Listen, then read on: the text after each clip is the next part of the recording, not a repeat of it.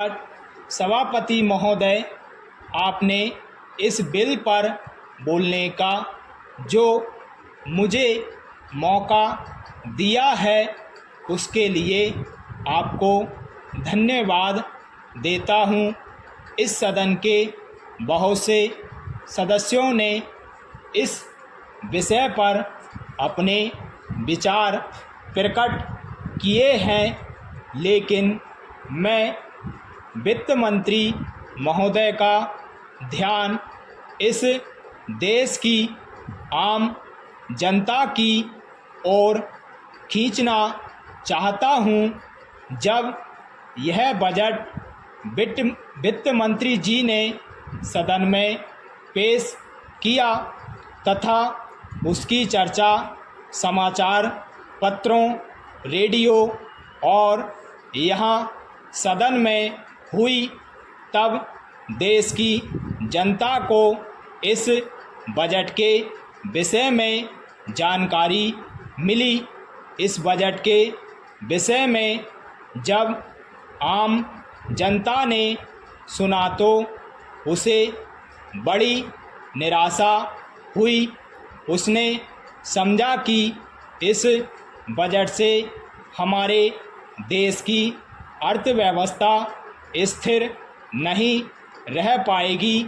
इस बजट को देखकर देश के सारे किसान और मज़दूर दुखी हैं।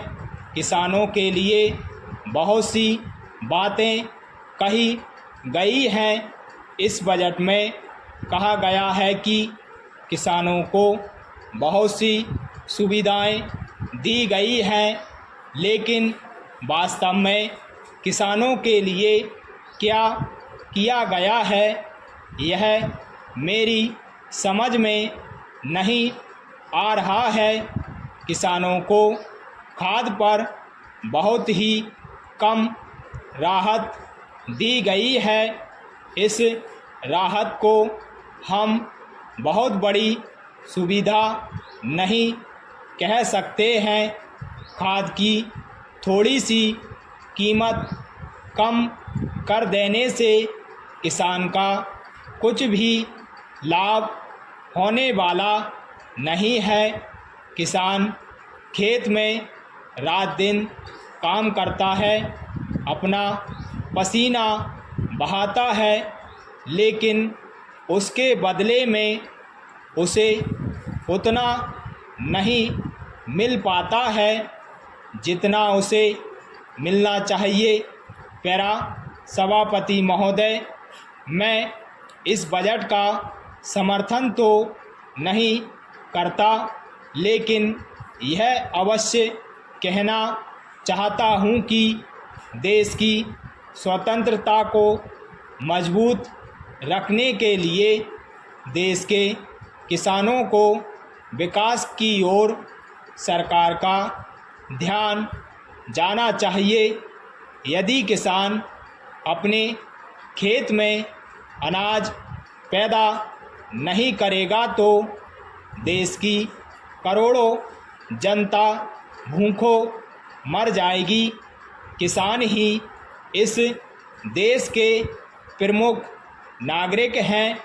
आज कहा जा रहा है कि यह जो बजट प्रस्तुत किया गया है इसमें गांवों की ओर अधिक ध्यान दिया गया है, लेकिन मैं कहना चाहता हूं कि सरकार को गांवों की ओर जितना ध्यान देना चाहिए था उतना इस बजट में नहीं दिया गया है।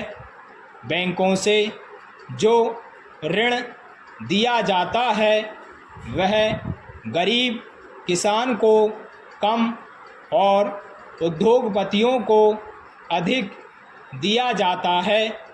यदि बैंक किसानों को ऋण देते भी हैं तो उस पर बहुत अधिक ब्याज लिया जाता है।